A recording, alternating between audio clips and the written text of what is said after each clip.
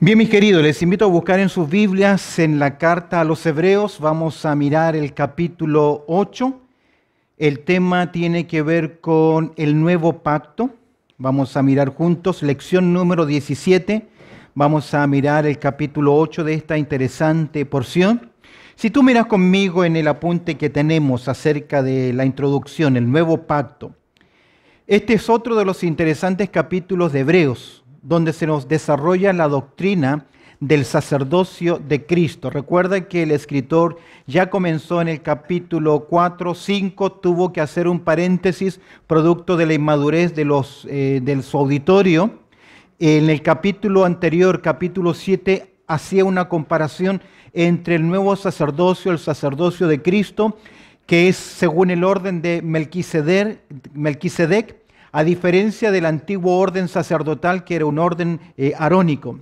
Nos hace ver, este es un tema interesante, pero no es fácil de comprender. En el capítulo 5, verso 11, si tú lo miras, el escritor dice lo siguiente: acerca de esto tenemos mucho que decir, y agrega el escritor, y difícil de explicar. No era fácil, a pesar de que el auditorio original es conocedor completamente de lo que el escritor está diciendo. Si bien es cierto, nosotros entendemos un poco la cultura hebrea, conocemos el Antiguo Testamento, sabemos del sacerdocio del Antiguo Testamento, pero hay muchas cosas que nosotros lo sabemos por información y no por la experiencia, a diferencia de los hebreos. Ellos conocían por experiencia que era el ministerio sacerdotal, que eran los sacrificios, que eran las ofrendas, cuán importante era el ministerio sacerdotal en la vida espiritual de la congregación de Israel. Pero aún así, al contrastar el sacerdocio de Cristo, comparándolo con el sacerdocio terrenal, el escritor se da cuenta en el capítulo 5, verso 11, que acerca de esto tenemos mucho que decir, y agrega, difícil de explicar. Y cuando es difícil de explicar, también es difícil ¿de qué? De entender, de comprender. Este tema será largo de explicar y concluye en el capítulo 10, ya que hasta el capítulo 10 el escritor a los hebreos viene hablando sobre la persona de Cristo, que es superior, y también viene presentándonos la obra de Cristo, que es superior. Es por eso que todo este tema llega hasta el capítulo 10. Ahí termina, por así decir, la enseñanza de la supremacía de Cristo. Desde el capítulo 11 en adelante el tema cambia, el escritor cambia y nos lleva al terreno de la práctica. ¿Recuerdas el capítulo 11 de qué habla? Habla de los personajes, de la fe, y luego comienza 12 y 13 con exhortaciones prácticas de la vida cristiana. Ahora, en el argumento sobre la superioridad del sacerdocio de Cristo sobre el antiguo orden, puedes mirar conmigo en el apunte, de sacerdocio se contrasta. En el capítulo anterior el sacerdocio en sí mismo, es decir, se comparó el sacerdocio de Cristo, que es superior, al sacerdocio arónico. Ahora se considera, en este capítulo, los aspectos fundamentales de todo sacerdocio. Primero, que tenga un santuario donde ofrecer sacrificios. Si no hay un lugar para ofrecer sacrificios, no puede haber ¿qué? Ofrendas. En la actualidad, ¿los hebreos pueden presentar sacrificios? No, ¿por qué? Porque les hace falta ¿qué cosa? El templo para presentar los sacrificios, cosa que ocurrirá durante el tiempo de la tribulación. Durante el tiempo de la tribulación se va a levantar nuevamente un lugar en el templo y se van a presentar nuevamente los sacrificios. Es por eso que dos cosas importantes o fundamentales sobre los aspectos del sacerdocio: que tenga un santuario donde ofrecer sacrificios, y en segundo lugar, que esas ofrendas estén relacionadas ¿con qué cosa? Con un pacto. ¿Cómo puedes bendecir? Todo el sacerdocio antiguo estaba basado en el antiguo pacto. En el presente capítulo se demuestra la superioridad de Cristo en estas mismas dos bases. Primero, en cuanto a la superioridad del santuario, el cual, a diferencia del antiguo, que era terrenal, el santuario donde ministra nuestro gran sumo sacerdote es un santuario celestial. ¿Ok? Y otra cosa importante, después de este sacerdocio vemos también que el sacerdocio de Cristo está basado en un nuevo pacto. Ese nuevo pacto fue ¿en qué cosa? En su propia sangre. Con esto serán tres cosas que se dan superioridad acerca del sacerdocio de Cristo. Su sacrificio, el sacrificio de Cristo es superior, el santuario de Cristo es superior y el sello o el pacto también de Cristo es superior. Veamos en primer lugar, al mirar estos versículos, veamos en primer lugar la entronización del sacerdocio superior. ¿Por qué el escritor nos dice el sacerdocio de Cristo es superior? Y tiene que ver con su entronización. Tiene que ver con en el momento en que el Señor ejerce este oficio.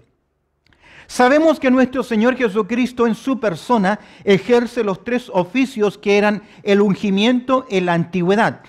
Eran ungidos, eran con derramamiento de aceite o derramando aceite como símbolo de presencia, ministerio del Espíritu Santo. En el Antiguo Testamento eran ungidos los sacerdotes, los profetas y también fueron ungidos los reyes.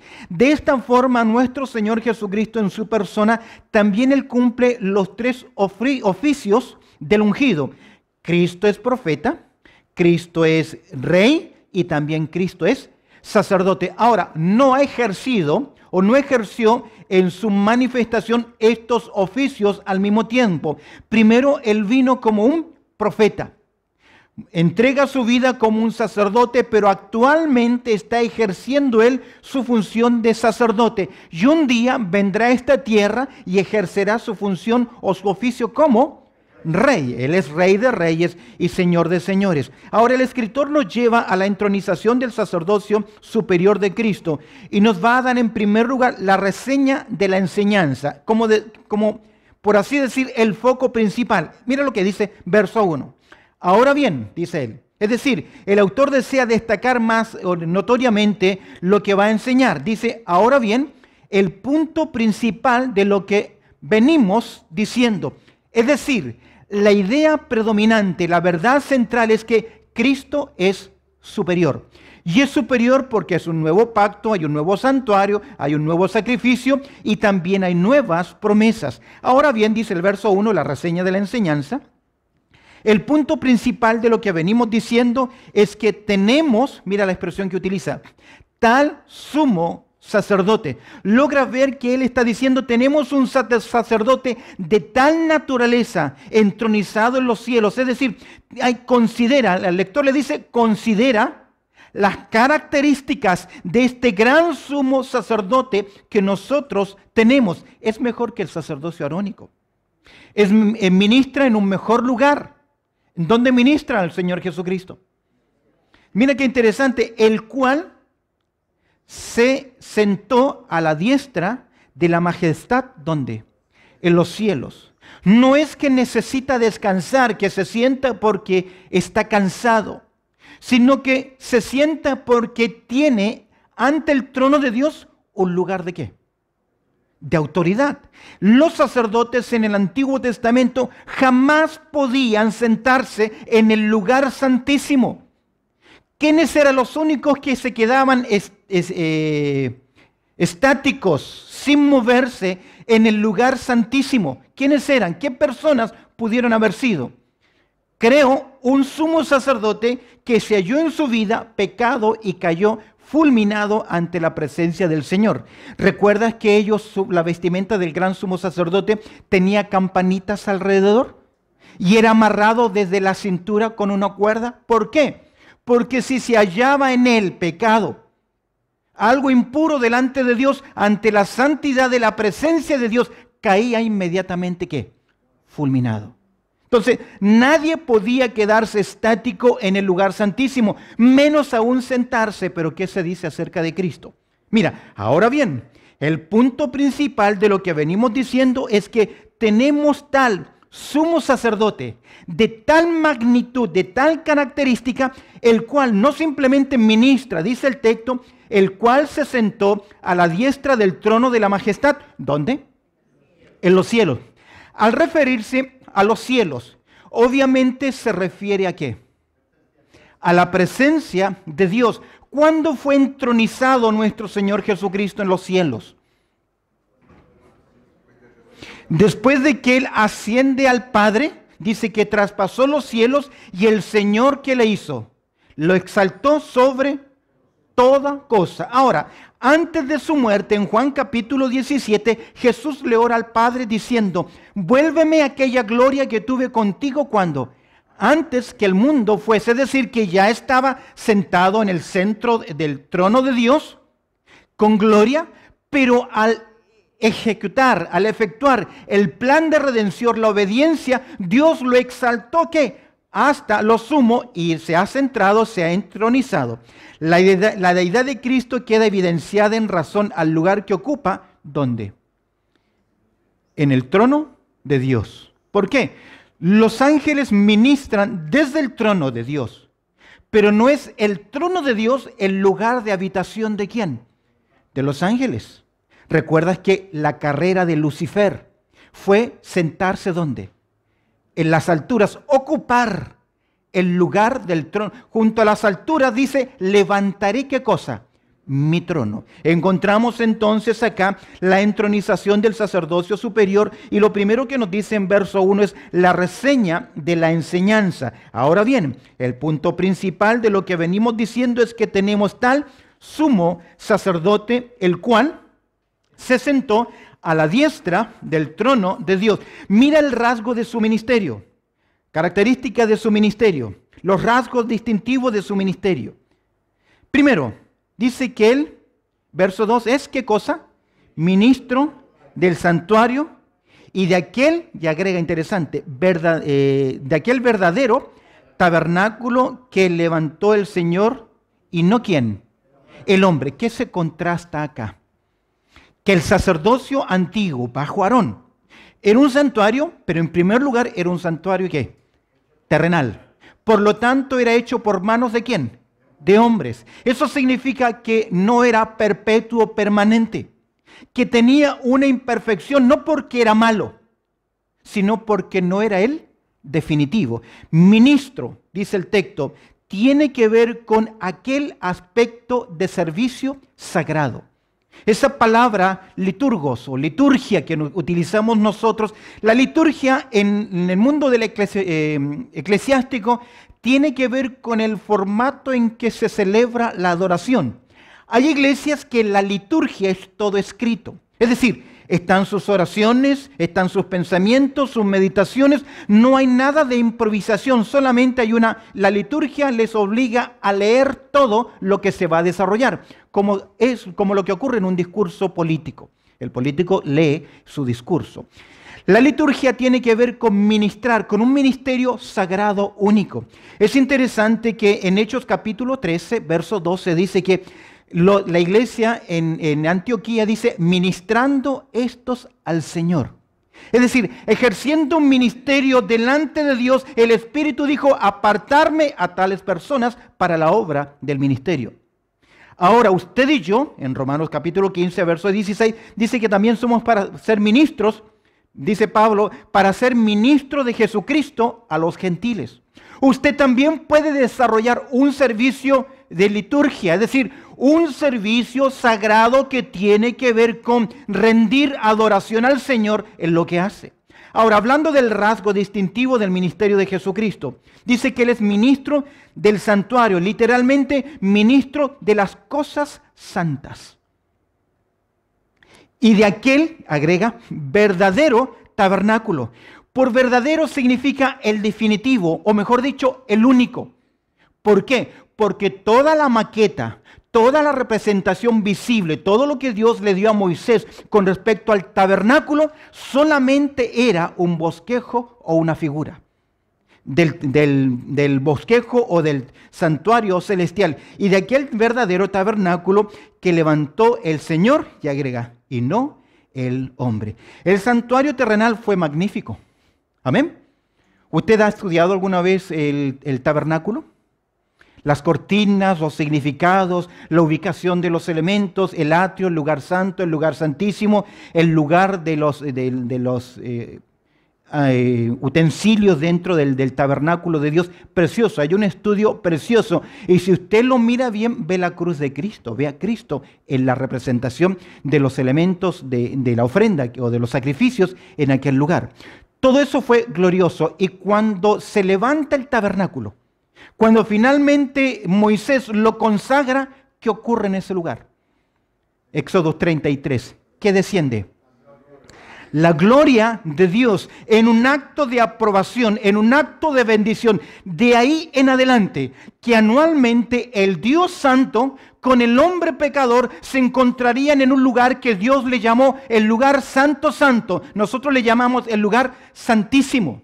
Lugar santo, lugar santísimo. El texto griego dice lo santo, santo. Es un lugar que Dios determinó donde manifestaba su gloria y era el lugar de encuentro que tenía un solo hombre, una vez al año. Y después de todo un ritual de purificación, en contraste hoy, ahora, nosotros podemos presentarnos ante la presencia de Dios sin ningún otro mediador que solamente ¿quién? La persona de Cristo Jesús, de aquel tabernáculo verdadero que levantó el Señor y no los hombres. Y en ese tabernáculo, en esa tienda, Dios manifestó ¿qué cosa? Su gloria. Ahora, hay algo interesante. Dice Juan capítulo 1, verso 14, el Evangelio de San Juan capítulo 1, verso 14, que aquel verbo, hablando de Jesucristo, ¿qué? Se hizo carne. ¿Sabe que literalmente la palabra es, hizo qué cosa? ¿Una tienda o un tabernáculo?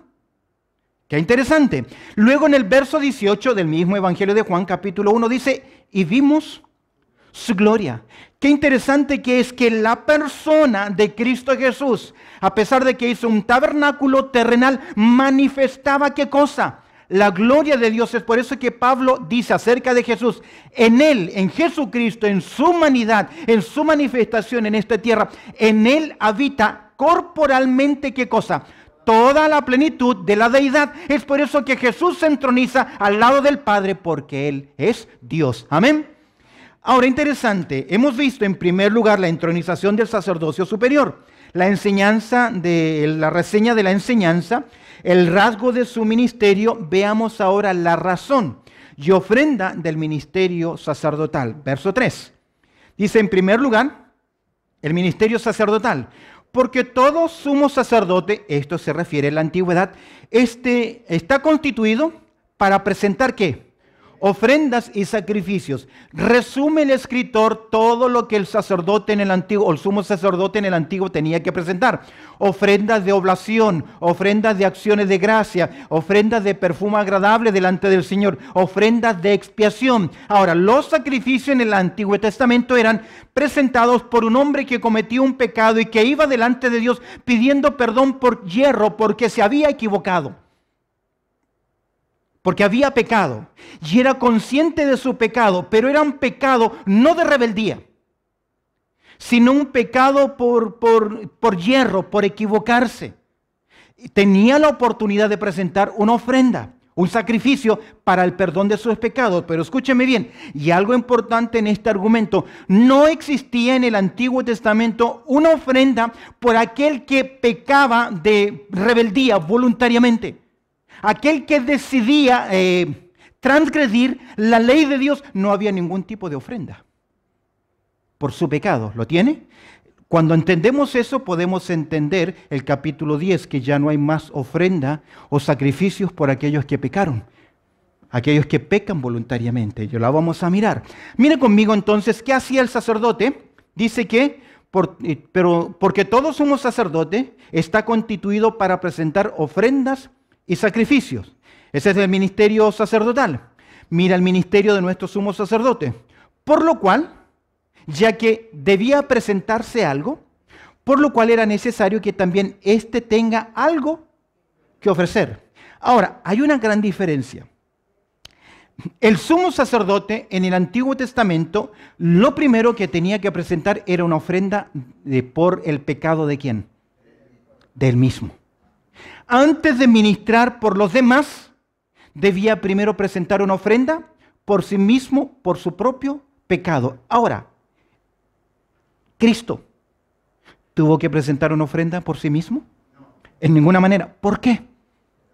Según a los Corintios 5:21.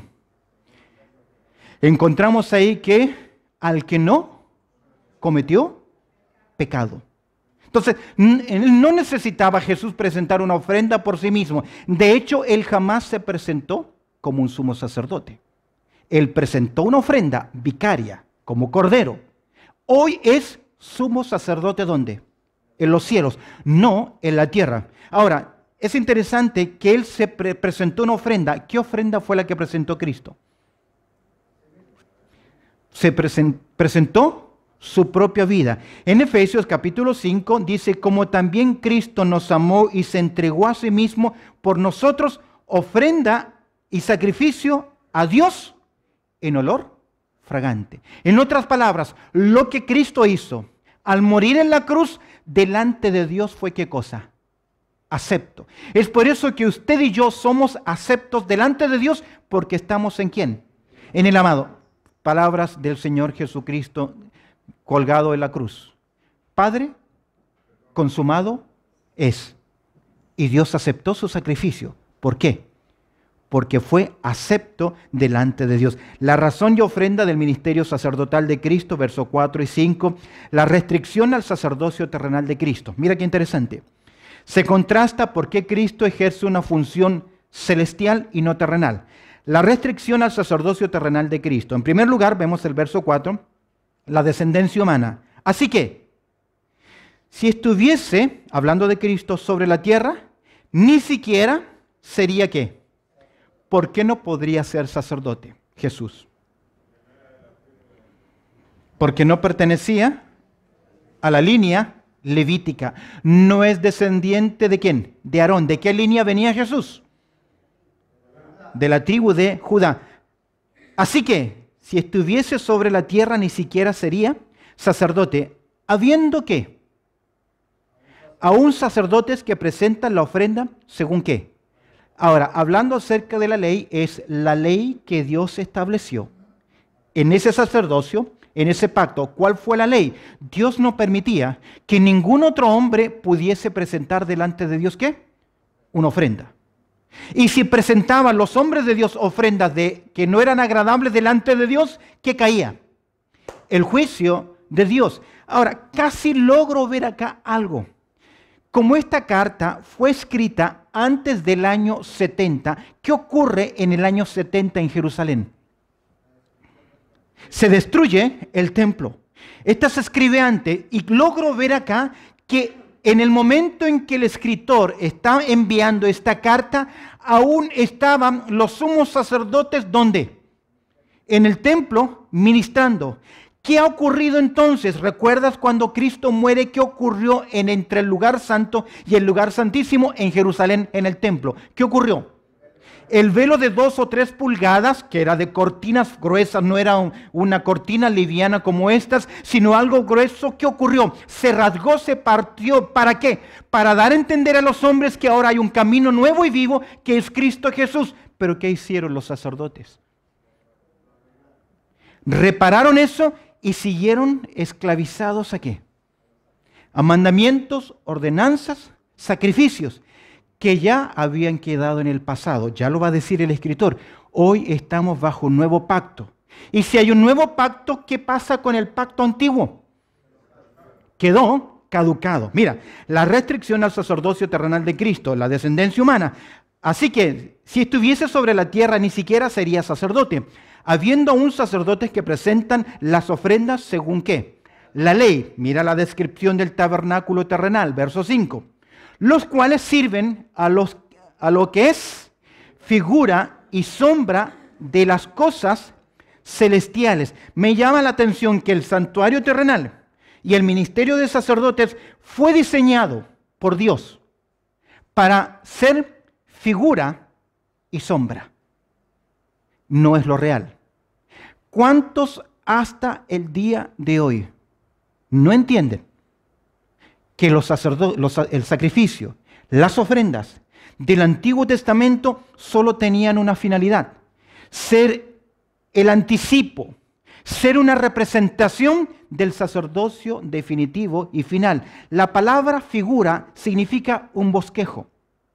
Quienes estudian los miércoles o los viernes, y a veces en el boletín de la iglesia, usted tiene el bosquejo de la predicación. No tiene el contenido de la predicación, no tiene las explicaciones, no tiene las ilustraciones, no tiene las demás referencias paralelas. Solo tiene ¿qué? un acercamiento de todo lo que se va a decir. Lo que el escritor está diciendo es que la descripción del tabernáculo terrenal solo era un bosquejo, solo era parcialmente, era una figura y ¿qué más? Una sombra. Yo proyecto mi mano en la noche con una linterna, con una luz y veo en la muralla una mano. Es una mano, representa una mano, pero no es la mano verdadera, la mano real, solamente ¿qué es? Una proyección. Y lamentablemente por la ceguera que tiene actualmente la nación de Israel no vio. ¿Qué cosa? Que con la muerte y resurrección del Señor Jesucristo se cumplía lo que aquellas cosas eran solamente figuras y sombras. Porque se le advirtió a Moisés cuando iba a levantar o erigir el tabernáculo, es decir, que Dios le dijo a Moisés: esto que estás haciendo es temporal, no es definitivo, no es único. Ahí lo dice el escritor, porque se le advirtió a Moisés cuando iba a erigir el tabernáculo diciéndole: mira, haz todas las cosas conforme al modelo que se te ha mostrado, ¿dónde? En el monte. La idea, modelo, es la impresión, la maqueta. Yo creo, mis queridos, que lo que tuvo Moisés fue una visión del trono celestial. Y de alguna forma intentó representar con los elementos, con lo que él tenía, con el bosquejo que Dios le dio, sencillamente intentó interpretar, hacer visible, reproducir terrenalmente aquella visión y mensaje celestial. Pero solamente era ¿qué? Una visión. ¿Qué vio Moisés entonces? ¿A quién vio Moisés? ¿Vio el sacerdocio de quién? De Cristo. Él vio al sacerdocio de Cristo, vio la obra de Cristo y tuvo que representarla en esta tierra. De acuerdo al capítulo 10, verso 1, sombra de los bienes venideros. Mire qué interesante. Hemos visto entonces, en primer lugar, la entronización del sacerdocio superior. Primero, la reseña de la enseñanza, verso 1. Versículo 2, el rasgo de su ministerio. Versículo 3, la razón y ofrenda del ministerio sacerdotal. Verso 4 y 5, la restricción al sacerdocio terrenal de Cristo. En el aspecto humano, la descendencia humana de Jesús. Y luego la descripción del tabernáculo terrenal, que solamente era una figura del tabernáculo celestial. Veamos ahora en segundo lugar, la segunda parte, versículos 6 al 13, el establecimiento del pacto, que es ¿qué cosa? Superior. ¿Qué pacto? ¿Cuál pacto? Miremos. ¿Por qué este pacto que Dios establece ahora es superior? Primero, es superior por la condición del ministerio. Mira, una mejor posición, pero ahora, ¿tanto qué? Mejor ministerio es el suyo. Es decir, ¿cuán superior? ¿Recuerdas que el escritor a los hebreos quiere mostrarnos que Cristo es superior? Ya nos ha mostrado que Cristo es superior a los profetas, los primeros 2 versículos. Superior que a los ángeles, superior que Aarón, superior que Moisés, superior que Josué, superior porque Él da un día de reposo que es verdadero, superior al sacerdocio del Antiguo Testamento, superior aún al sacerdocio arónico. Por eso dice, pero ahora tanto mejor ministerio es el suyo. ¿Por qué es mejor ministerio? Esa mejor posición obedece porque hay un mejor ¿qué? Pacto. Mira, dice, pero ahora tanto mejor ministerio es el suyo, cuanto es mediador de un mejor pacto. Es interesante. Cristo, ya lo vimos en el capítulo 7, verso 22, es fiador. Es el garante, capítulo 7, verso 22, de mejores promesas. Pero aquí no solamente es fiador, sino que también es el ¿qué? El conector. ¿Él es quién? El mediador de ¿qué cosa? De un mejor cuanto. ¿Cuánto es mediador? ¿Qué es la idea de mediador? Es un reconciliador. Lo vemos nosotros en las películas cuando hay toma de rehenes. No es cualquier soldado, no es cualquier policía, no es cualquier persona que contacta ¿con quién? Con ese grupo terrorista o ese grupo que ha tomado a rehenes. ¿A quién llaman? ¿Por qué un mediador? Porque ese mediador debe tener las técnicas, debe tener la capacidad de ¿qué? De poder dialogar hacia ambos lados, conectar hacia ambos lados y en cierta forma beneficiar ¿qué? Los dos extremos. Ahora, Jesucristo como mediador, Él es el reconciliador. ¿Recuerdas que Pablo dice en 1 Timoteo capítulo 2, verso 5, que hay un solo Dios, ¿y qué más? Y un solo mediador entre los hombres. ¿Quién es? Cristo Jesús. Ahora, ¿por qué Cristo? No solamente es fiador de un mejor pacto, sino que también Él es mediador de un mejor pacto. ¿Por qué Cristo Jesús es mejor, superior? Es fiador y es mejor. ¿Por qué? Porque Jesucristo, siendo hombre, puede, ¿qué cosa hacer por nosotros? Como hombre, no se entiende. ¿Por qué no se entiende? El escritor a los Hebreos lo ha dicho. Porque Él fue tentado en todo, según nuestra semejanza, ¿pero qué? Sin pecado. ¿Comprende nuestras debilidades Jesús? ¿Por qué? Porque Él enfrentó también debilidades. ¿Comprende nuestras pruebas, nuestras tentaciones, nuestras presiones? ¿Las entiende Él? Claro que sí. ¿Entiende cuando usted y yo somos rechazados? Cuando somos menospreciados, o mejor dicho, cuando hemos sido defraudados por alguien o maltratados por alguien. ¿No se entiende? ¿Entiende nuestras luchas con la carne, con Satanás? ¿Entiende esas presiones Jesús? Claro que sí, porque Él fue tentado en todo según nuestra semejanza, pero con una gran diferencia. Sin pecado. Queridos, no porque Jesucristo no tuvo naturaleza pecaminosa, no significa que no padeció como nosotros padecemos. ¿Sentimos nosotros tristezas, cansancio, dolores? ¿Los enfrentó Jesús? A veces desconectamos de Jesús, que como Él es Dios, los clavos, los azotes, el maltrato, el arrancar su barba, tironeándole, que no sufría porque Él es superhombre. No, mis queridos. Recuerda que frente a la cruz, en el gran Getsemaní, ¿qué ocurrió? Sudó gotas de sangre. ¿Por qué no lo hizo cuando enfrentó a Satanás en el desierto? Cuando estaba debilitado. 40 días sin comer. Es un hombre que humanamente casi es un reto increíble. Ya después de 40 días el hombre sin comer nada muere. Pero ahí no encontramos que su agonía fue tan fuerte como la agonía en Getsemaní, que necesitó de parte de Dios que Dios le enviase ¿qué? Un ángel para confirmar su propósito y su fortaleza. Entonces, sí, Jesucristo es fiador, porque la posición que tiene y el mejor pacto que nosotros tenemos, de un mejor pacto establecido, ¿sobre qué? Mejores promesas. ¿Cuáles fueron las promesas del antiguo pacto?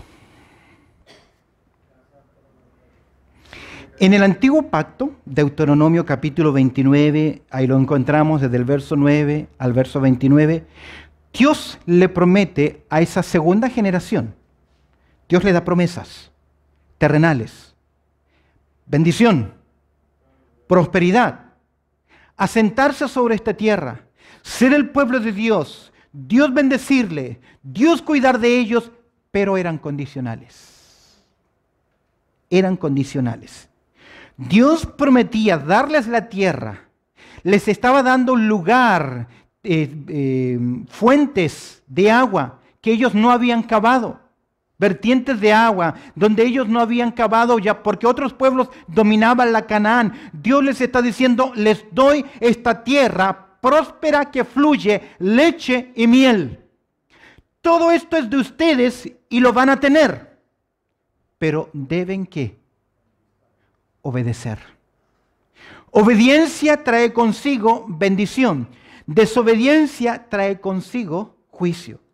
Las palabras que se van a extraer del nuevo pacto, Jeremías capítulo 32, que va a desarrollar el escritor acá, hablando de Jeremías capítulo 31, que hace referencia al nuevo pacto que Dios hace con la nación de Israel. Jeremías, bajo la dirección de Dios, tiene que decirle a la nación de Israel, ustedes han fracasado, y como ustedes fracasaron en obedecerme, yo voy a permitir la división de la nación, el cautiverio, pero escúchenme bien, yo prometo en algún momento convertir el corazón de piedra de ustedes en un corazón de carne. Promete Dios a través de Jeremías en el capítulo 31 que Dios restauraría a su pueblo y que aun si ellos eran esparcidos, Dios los traería desde los 4 cabos de la tierra y cambiaría sus vidas en el nuevo pacto. ¿Pero por qué Dios tiene que insertar un nuevo pacto? Porque el hombre y la mujer fracasaron. No fueron fieles. Hay un gran contraste con el presente. Porque las promesas que nosotros tenemos de parte del cielo, lo que Dios nos ha prometido a nosotros, a usted y a mí como iglesia, como pueblo celestial, no son promesas condicionales, son promesas incondicionales. Él dijo, voy a preparar un lugar para ustedes. Y si me fuere, yo os prepararé el lugar que vendré otra vez. Ahora, Él espera que yo esté preparado. Pero aunque la iglesia no esté preparada, cuando se cumpla el calendario, el tiempo de Dios, el Señor Jesucristo, ¿qué? Va a venir a buscar a los suyos. ¿Por qué? Porque el cielo y la tierra pasarán, ¿más qué? Mis palabras no pasan. ¿Por qué? Porque aunque nosotros fuésemos, ¿qué? Infieles, Dios permanece fiel. Ahora, que hay una gran verdad. La seguridad de mi salvación no descansa en mi fidelidad para con Dios. Descansa en la fidelidad de Dios para con el hombre. ¿Lo tiene? Mi seguridad de salvación no descansa en lo fiel que yo sea a Dios. Descansa en la fidelidad de Dios hacia el hombre. Porque es Dios quien dice, el que cree en mí, de cierto os digo, el que oye mi palabra y crea al que me envió, es Jesús quien lo dice, tiene vida eterna. Segundo, no vendrá a condenación. Tercero, ha pasado de muerte a vida. Pero Israel, como nación terrenal, vinieron sobre él las consecuencias. Jeremías profetiza poco antes de que el imperio babilónico sitie Jerusalén, la tome, destruya el templo, los muros, destruya el templo y sean todos llevados cautivos. Jeremías luego escribe, cuando eso ocurrió, ¿qué libro escribe Jeremías? El libro de Lamentaciones. Es por eso que el establecimiento del pacto nuestro ahora es superior. Es superior por la condición del ministerio. Mejor posición, mejor pacto. ¿Cuánto es fiador de un mejor pacto establecido sobre qué? Mejores promesas. ¿Cuál es la superioridad? Por su contenido y su permanencia. Primero, el planteamiento propio. Dice él, verso 7, porque si aquel primero hubiese sido ¿qué? Sin defecto. No significa que era malo, pero el primer pacto no logró perfeccionar a los hombres. Dios les entregó por gracia la ley. La ley le mostraba al hombre cómo vivir y presentarse delante de Dios. Pero el libro de los Salmos nos pregunta, ¿quién estará en el lugar santo? ¿Quién se presentará delante de Dios? ¿Quién? El limpio de manos y puro de corazón. Pero pregunta, ¿la ley podía limpiar las manos y el corazón de los hombres? No, porque la ley solamente le mostraba, esto está mal, no hagas esto, no hagas aquello. Y nos obligaba a ¿qué? Y otra cosa, que el pacto antiguo, los sacrificios antiguos, el día de la expiación, ¿qué recordaba a la nación de Israel y a Dios? ¿Qué le recordaba? El día de la expiación. ¿Qué le recordaba a Dios? ¿Y qué le recordaba a los hombres? Somos pecadores. El día de la expiación era un día de luto delante de Dios, de humillación, porque era el día en que toda la nación de Israel, ¿qué hacía? Recordaba a través de los sacrificios, ¿somos qué? Pecadores. Ese es el antiguo pacto. Pero cuando nosotros celebramos a través de la cena del Señor, el nuevo pacto, ¿qué recordamos? ¿Los pecados? ¿Ah? ¿Qué recordamos? ¿Ah? Oye, no recordamos nuestro pecado pasado, recordamos a la persona preciosa y aún más dice, esto hágalo en mi recuerdo que un día voy a venir y voy a celebrarlo ¿con quién? Con todos ustedes. ¿Te das cuenta que los sacrificios del Antiguo Testamento le recordaban a Dios qué cosa? ¿Que éramos nosotros? Pecadores. Pero el sacrificio de Cristo, la cena del Señor, ¿qué nos recuerda a nosotros? Que Él viene y que ya somos ¿qué? Perdón, no recuerda mi pecaminosidad. ¿Sabe qué recuerda? El perdón. A diferencia del Antiguo Testamento. Termino acá y luego tenemos una pregunta. Porque si el primer hubiera sido sin defecto, ciertamente no se hubiera procurado lugar para el segundo. ¿Por qué? Porque el primer pacto no pudo ¿qué? Perfeccionar el corazón de los hombres. Amén. Vamos a quedar ahí, tenemos una pregunta. Hermano José. ¿Qué pasa cuando el Señor Jesucristo vuelve acá, al Monte de los Olivos, comienza el milenio, ese templo y eso todo, ¿van a seguir los sacrificios o no? Sí, van a presentarse sacrificios durante el reino milenial.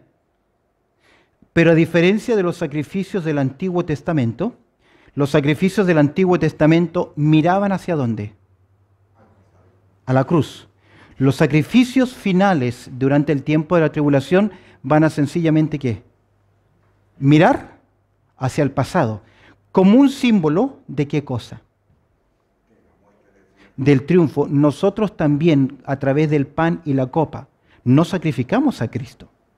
Pero ¿cuántas iglesias, o por lo menos hay una iglesia predominante que cree la transustanciación del cuerpo de Cristo? Que es decir, que la copa y la hostia o lo que se presenta es nuevamente ¿qué?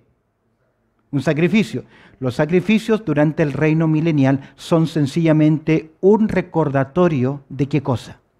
De la muerte de nuestro Señor Jesucristo. Y tienen un contexto netamente ¿qué? Más que nada hebraico. Porque en el milenio las naciones vendrán de año en año ¿a qué? A adorar al Mesías. No a traer sacrificios de pecado, porque ya, ¿qué? Bueno, hay que entender también quiénes son los habitantes del reino milenial. En el tiempo de la tribulación, y cerramos esto, hay sacrificios. ¿Y por qué hay sacrificios? Porque se vuelve a restaurar ¿qué cosa? Ahora, recuerden que la tribulación no puede comenzar hasta que se cumplan tres cosas. Yo le llamo las 3T. Tiene que haber en primer lugar un tratado. Porque Daniel dice que se confirmará el pacto con muchos. En segundo lugar, tiene que haber un templo, porque ese pacto incluye el permiso de ¿qué? De sacrificios. Y en tercer lugar, tiene que haber un tirano, quien ejecute ese pacto. Mientras no ocurra, no esté el tirano, no hay un templo y no haya un tratado, no puede comenzar el tiempo de la tribulación. Entonces, ¿qué le da inicio escatológicamente al tiempo de la tribulación? No es el traslado de la iglesia. Abre las puertas para que ocurra. Pero yo no puedo decir, hoy es el traslado de la iglesia y mañana comienza la tribulación, porque lo que le da inicio al tiempo de la tribulación es el tirano, es el tratado y es el templo. Y mientras estas tres cosas no ocurran, no se puede aún cumplir, ¿qué cosa? La última semana de Daniel.